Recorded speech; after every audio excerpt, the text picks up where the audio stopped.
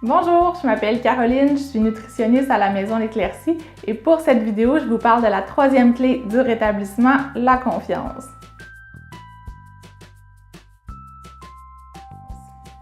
Avoir confiance en soi, c'est avant tout se connaître et s'accepter. C'est reconnaître son potentiel comme ses capacités. La confiance en soi se manifeste dans nos actions, dans nos attitudes au quotidien. Elle se développe de plusieurs façons et ne cesse d'évoluer tout au long de la vie. On voit souvent le poids comme une condition pour avoir davantage confiance en soi. Combien de fois j'ai entendu des gens me dire il faut que je perde du poids pour avoir confiance en moi, pour être enfin bien dans ma peau, pour me baigner avec mes enfants. Lorsque la confiance en soi est basée uniquement sur le poids, elle dépend uniquement d'un facteur sur lequel on a bien souvent peu de pouvoir. Dès que le poids augmente, la confiance en soi chute à son tour et c'est la balance qui décide comment va se passer notre journée.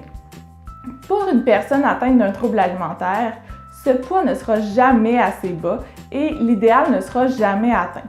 La confiance en soi est donc inévitablement affectée. Plutôt que de mettre toutes nos énergies sur le poids, on peut choisir de bâtir sa confiance sur plusieurs aspects de sa vie, de sa personnalité, de son travail, de ses relations, ce qui nous permet de la solidifier. Comme ça, si un des aspects est affecté, c'est pas toute la confiance qui est compromise et on peut continuer d'avancer.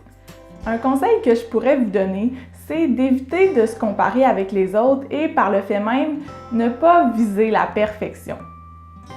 La comparaison avec les autres ne fait que contribuer à créer ou à amplifier cette image, ce poids qu'on idéalise.